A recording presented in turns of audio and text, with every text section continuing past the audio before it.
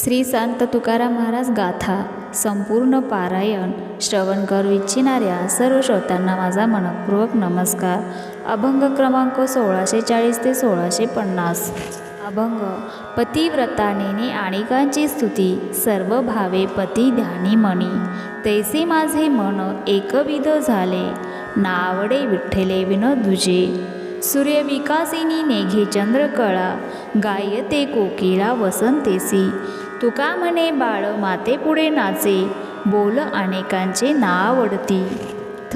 पतिव्रता स्त्रीला इतर कोणत्याही पुरुषाची स्तुती ऐकणे आवडत नाही, कारण ती त्या पतीशी एकनिष्ठ भावनेने एकरूप झालेली असते.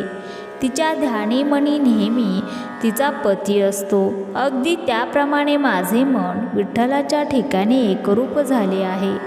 एका विठ्ठला वाचून मला दुसरे काही आवडत नाही. सूर्यकिरणांमध्ये उमलणारे कमळ केवळ सूर्यकिरण पडल्यावरच उमलते, ते रात्री चंद्रप्रकाशात उमलत नाही. आणि कोकिळा फक्त वसंत ऋतूमध्येच गायनकाम करतो. तुकाराम महाराज म्हणतात, कोणत्याही मातेचे बाळ, ते बाळ केवळ त्याच्या स्वतःच्या मातेपुढे नाचते. त्याच मातेचे बोल बालकाला आवडत असतात, इतर कोणाचेही बोल त्याला आवडत नाहीत. अभंग. पंडित म्हणता थोर सुख, परी तो पाहता ओघा मूर्ख. काय करावे घोकिले वेदपाठ, वाया गेले वेदी सांगितले न करी. समब्रह्मणेने दुराचारी, हा वेदीचा अनुभव, तुका देखे जीव शिव. अर्थ. वेदांत शिकलेल्या मनुष्याला पंडित म्हटले की फार बरे वाटते, परंतु तसे पाहिले तर तो मूर्ख आहे, कारण त्याने केलेले अक्षरपठण वाया गेलेले आहे व ते वेदपठण करून काय करायचे आहे. सर्व भूतमात्रांमध्ये ब्रह्म एकच आहे, मग तो पंडित या अनुभवाप्रमाणे वागतही नाही आणि वेदपठणाचा काय उपयोग आहे. तुकाराम महाराज म्हणतात, वेदाचा मला अनुभव आहे आणि तसे मी वागतही आहे आणि सर्वत्र मी जीव शिव ब्रह्म ऐक्यही पाहत आहे. अभंग. पंडित तोची एक भला, नित्य भजे जो विठ्ठला. अवघे समब्रह्म पाहे, सर्वाभूती विठ्ठल आहे. रीता नाही कोणी ठाव, सर्वाभूती वासुदेव. तुका म्हणे तोची दास, त्या देखिल्या जाती दोष. अर्थ. जो विठ्ठलाला नित्य भजतो त्यालाच खरे पंडित म्हणावे. सर्वत्र ब्रह्म समान आहे आणि सर्व काही विठ्ठल आहे असे तो नेहमी पाहतो.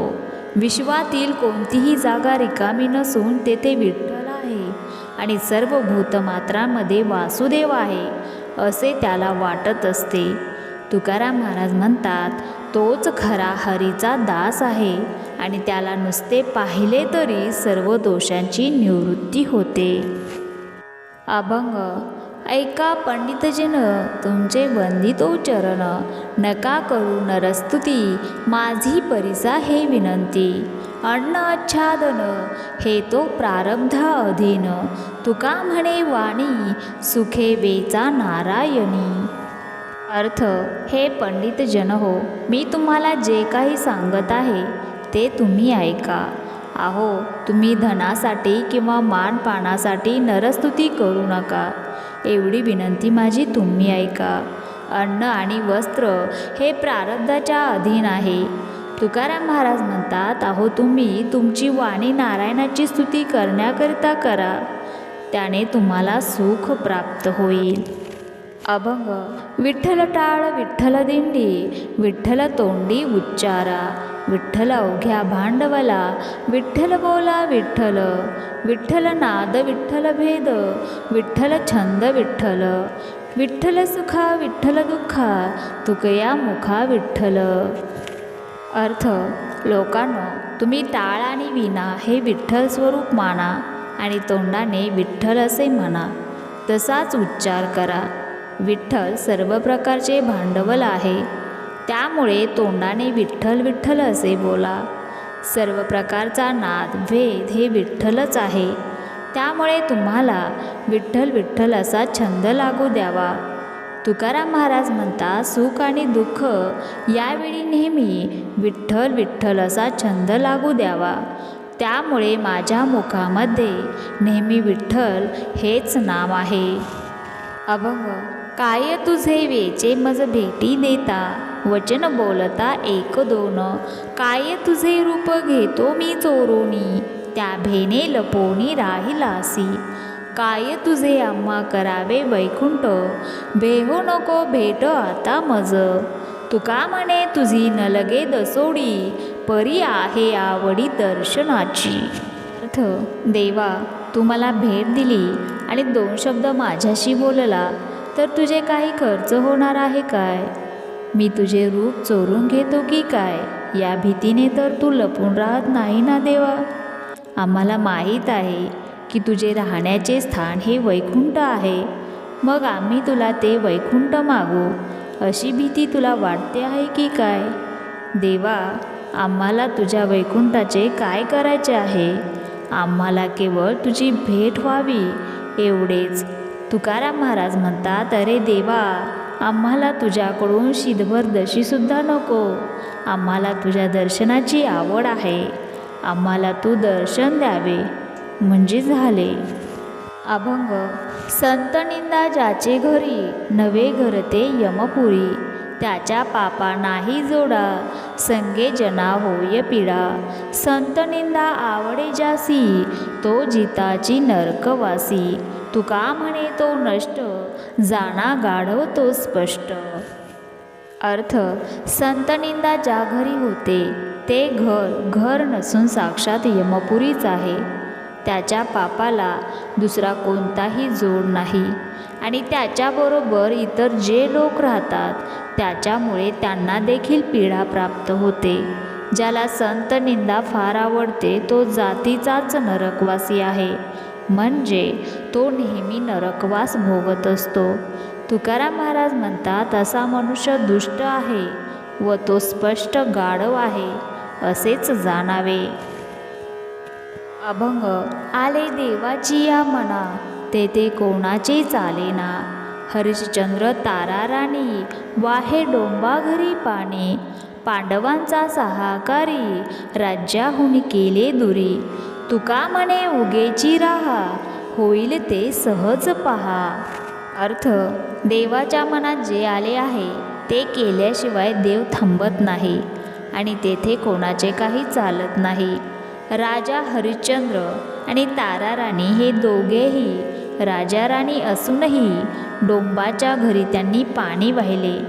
प्रत्यक्ष देवच पांडवाचा सहाय्यकारी होता, तरी देखील देवाने त्यांना राज्यापासून वेगळे ठेवून वनात पाठविले. तुकाराम महाराज म्हणतात, याकरिता शांत राहून जे काही होईल ते फक्त साक्षीरूपाने पहा. अभंग. निजल्याने गाता उभा नारायण, बैसल्या कीर्तन करिता डोले. उभा राहून या मुखी नामवदे, नाचे हा गोविंद नाना छंदे. मार्गी चालता मुखी नाम वाणी, उभा चक्रपाणी मागे पुढे. तुका म्हणे यासी कीर्तनाची गोडी, प्रेमे घाली उडी नामासाठी. अर्थ. निजल्यावर जर नामस्मरण केले तर देव आपल्या शेजारी उभा राहतो आणि बसल्यावर किंवा कीर्तन करत असताना जर हरिनाम गायले तर देव डोलत असतो. जो उभा राहून आपल्या मुखाने नारायणाचे नाम गात असतो त्याच्या पुढे गोविंद नाना छंदाने नाचत असतो. मार्गाने चालत असताना जर हरीचे नाम घेतले तर हा चक्रपाणी त्याचे रक्षण करण्याकरिता त्याच्या मागे पुढे उभा असतो. तुकाराम महाराज म्हणतात, नारायणाला नामाची अवीट गोडी आहे आणि एका नामाकरिता हा देव प्रेमाने अगदी कोठेही त्वरेने धावत येतो. अभंग. काम क्रोध आम्ही वाहिले विठ्ठली, आवडी धरिली पायासवे. आता कोण पाहे मागे परतोनी, गेले हरपोनी देहभाव. रिद्धी सिद्धी सुखे हाणितल्या लता, तेथे या पाकृता कोण माने. तुका म्हणे आम्ही विठोबाचे दास, करुणी ठेलो ग्रास ब्रह्मांडाचा. अर्थ, मी माझे काम क्रोध विठ्ठलाला वाहिला असून त्याचीच म्हणजे विठ्ठलाची आवड मनात धरली आहे.